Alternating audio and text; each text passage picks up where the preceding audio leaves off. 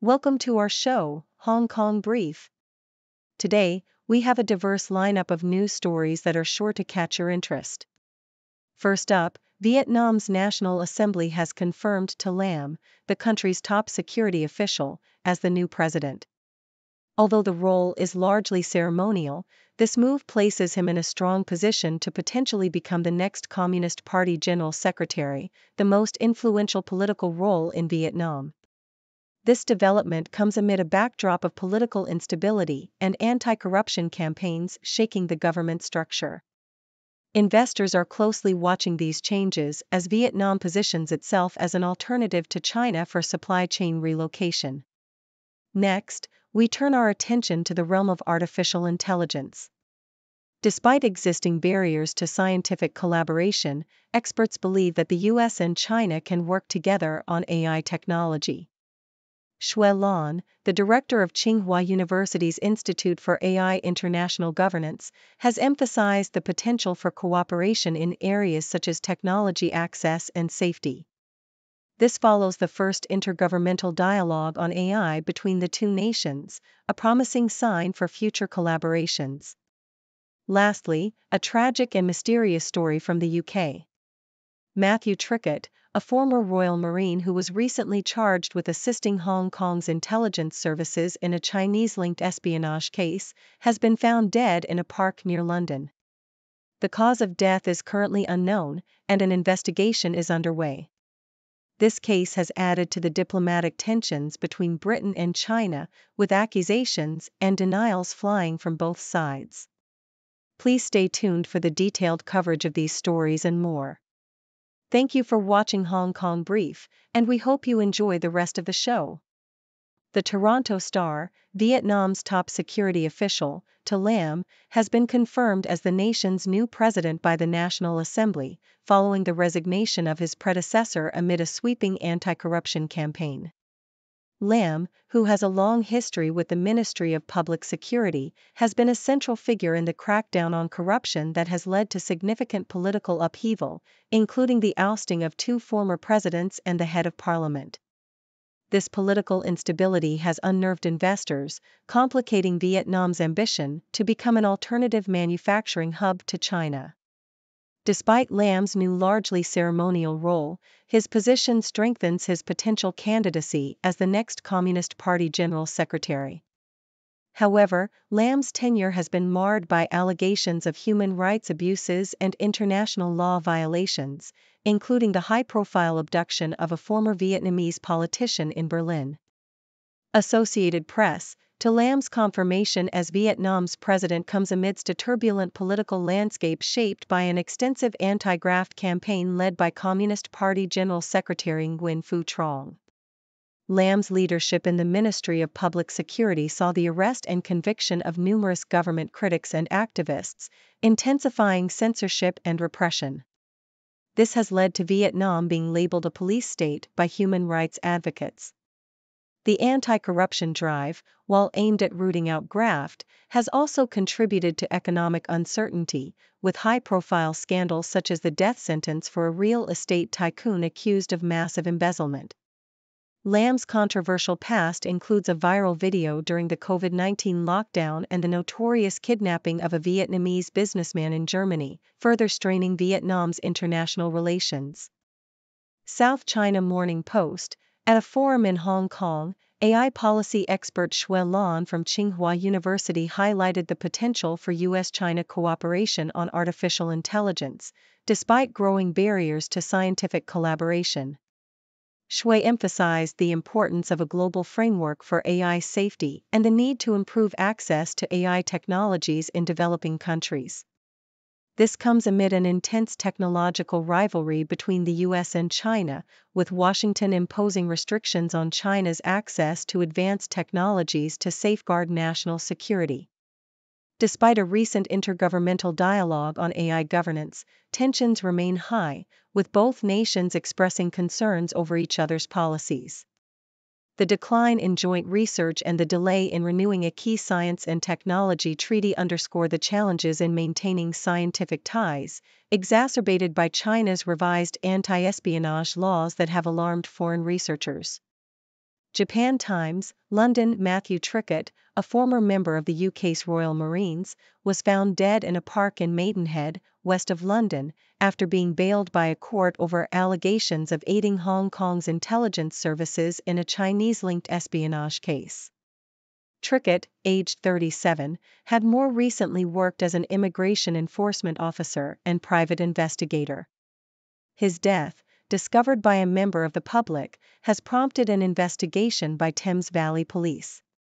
The case has added tension to the diplomatic relationship between Britain and China, with the British Foreign Ministry summoning the Chinese ambassador to express their stance against espionage and cyber attacks on British soil. Nikkei Asia, London, Reuters. British police are delving into the mysterious death of Matthew Trickett, who had been charged with assisting Hong Kong's Foreign Intelligence Service. Trickett, 37, was found dead in Maidenhead, southern England, after a call from a concerned citizen. His solicitor expressed shock at the sudden death and refrained from further comments during the ongoing investigation. Trickett's family is mourning the loss of a beloved son and brother.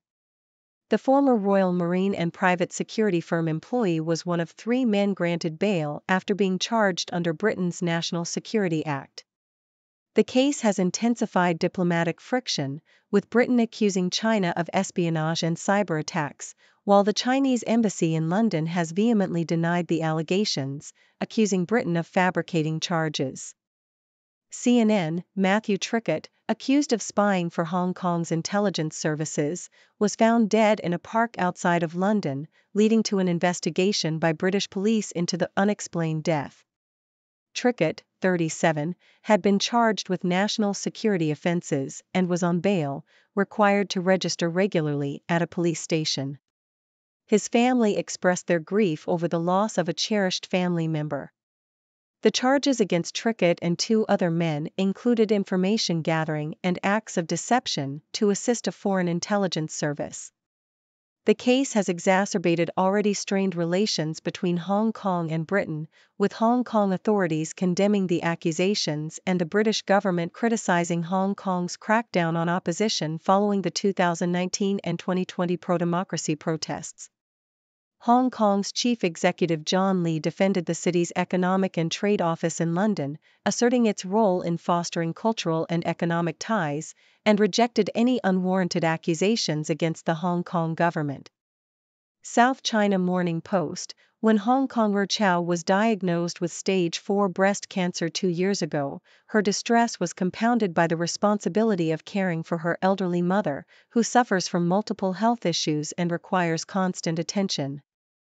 Having quit her job a decade ago to become her mother's primary caregiver, Chow found herself in a desperate situation, unable to leave her mother alone for her own medical treatments. The Hong Kong Jockey Club's initiative, launched in 2021, provided a lifeline for Chow and nearly 2,000 other carers by offering in-home respite services, emotional support, and skills training. This 17 million Hong Kong dollars project, operated by 5 NGOs, recruited over 400 volunteers, many of whom were former carers themselves, to provide much-needed relief. Chow, who benefited from this service, expressed immense gratitude, noting that the volunteers not only took over caregiving duties but also assisted with hospital visits. As the initiative prepares to expand, it aims to reach more than 5,000 carers and train over 1,000 volunteers, while also developing an online platform to improve service accessibility and support. South China Morning Post, Hong Kong travelers faced disruptions as the MTR Corporation temporarily suspended the in-town check-in service at Hong Kong Station due to a computer fault in the system. The Airport Express line, which connects urban areas to Hong Kong International Airport, was affected, prompting authorities to advise passengers to head to the airport earlier than usual for baggage check-in. The Transport Department announced the service disruption early in the morning, causing inconvenience for many travelers who rely on the efficiency of the in-town check-in to streamline their airport experience. This incident highlights the importance of robust and reliable infrastructure in maintaining the smooth operation of critical transport services in a bustling city like Hong Kong. South China Morning Post. Vinexpo Asia is making a dramatic return to Hong Kong, a city that once served as its Asian base until the pandemic disrupted plans. The event, a major player in the international wine and spirits industry, will be hosted at the Hong Kong Convention and Exhibition Center from May 28 to 30. The relationship between Vinexpo and Hong Kong, which began in 1998, seemed stable until the 2020 show was cancelled due to COVID-19. Further complications arose when the 2022 event was also scrapped due to Hong Kong's stringent quarantine and mask mandates, prompting Vinexpo to relocate to Singapore. However, less than a year later, Vinexpo has returned to Hong Kong, a move that underscores the city's strategic importance for accessing the burgeoning Chinese wine market. Despite the temporary shift to Singapore, Hong Kong's unique position and support from its government and tourism board have made it an irresistible hub for Vinexpo. The event's return highlights the transactional nature of their relationship, driven by business opportunities rather than sentimentality. South China Morning Post. The fate of Hong Kong's only undergraduate dental surgery degree hangs in the balance, as the Health Bureau warns that the program could lose its accreditation if a proposed bill mandating a one-year internship is not passed.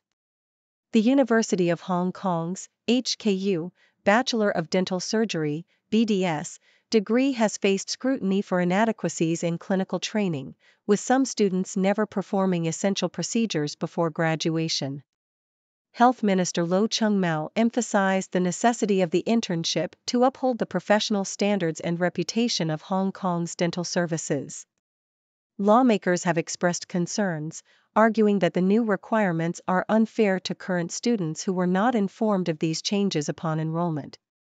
Despite HKU's high rankings in global university lists, the Dental Council's reviews in 2014 and 2019 revealed significant gaps in clinical experience among graduates.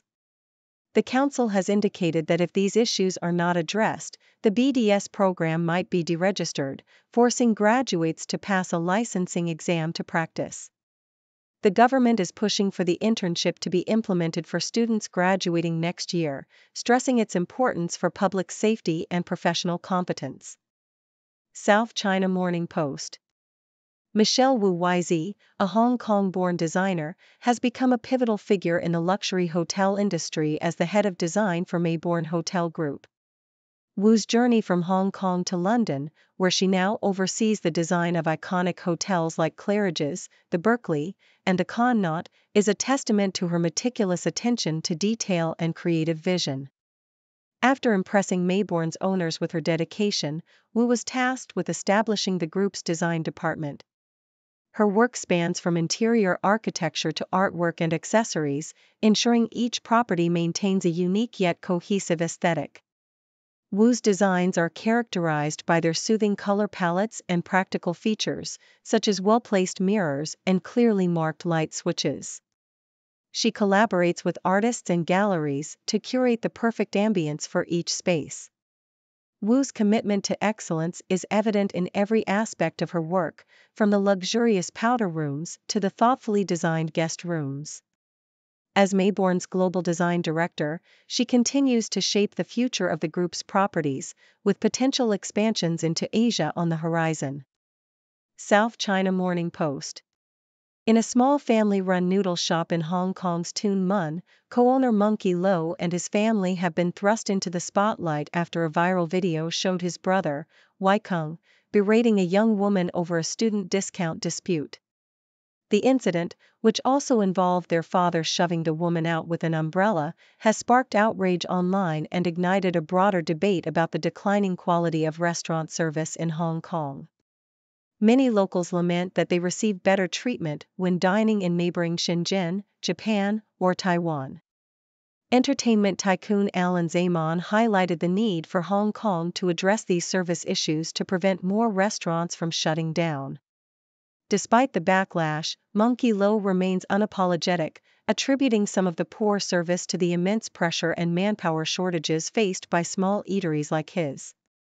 This sentiment is echoed by industry leaders who note that even high-end restaurants are struggling with similar issues, leading to widespread criticism and a noticeable shift of diners across the border. The Hong Kong Federation of Restaurants and Related Trades has acknowledged the problem, citing the need for more workers and better training to improve service quality. Amid the criticism, there are still bright spots, such as Ricky Tam's Uluru restaurant, which has been praised for its community-oriented initiatives and commitment to maintaining a personal touch in customer service. South China Morning Post. Ahead of the Asia Rugby Championship, ARC, Hong Kong's women's rugby team had to make a strategic decision to prioritize their 15th squad over the Sevens, pulling key players like skipper Natash Olsen-Thorne and try-scorer Chong Ka-yen from the Sevens team. This move, though controversial, underscores the high stakes of the ARC, where the winners qualify directly for the Rugby World Cup and the WXV2 competition. Joe Hull, the general manager of Rugby Performance, emphasized the importance of this decision, noting the limited player base and the need to seize this opportunity to stay competitive on the international stage. Despite the Sevens team's diminished performance in the Challenger Series, the focus on the 15th squad is seen as a critical step towards achieving long-term goals. The Hong Kong team faces a formidable challenge against Japan, ranked 11th globally, but the potential rewards make the effort worthwhile. The broader aim is to increase the frequency of meaningful test matches and secure a spot among the top 18 teams in the WXV tournament. The drive to professionalize the sport has led to initiatives like advertising for full-time coaches and attracting overseas players, aiming to build the best league in Asia. The Hong Kong squad, featuring a mix of experienced and emerging talents, is set to compete with the hope of not only securing a World Cup spot but also enhancing the overall growth and visibility of women's rugby in the region. Thank you for tuning in. The content above showcases the latest briefing reports and analytical synopses, thoughtfully curated by the 6Do team. These insights stem from a wide array of reputable media outlets, think tanks, government sources, and specialized experts worldwide. We encourage you to explore these sources for a comprehensive perspective. Keep in mind that while the content may not always align with the official standpoint of 6Do Brief, it's not meant to be taken as absolute directives for decision-making. Comprising seasoned media professionals, learned scholars, and accomplished scientists, the 6Do team embodies a trailblazing, fully independent media entity. To customize 6Do Brief to meet your professional needs, you have the option to subscribe to a diverse array of briefings on our website, 6dobrief.com. Regardless of your location, you can conveniently receive 6Do Brief via email.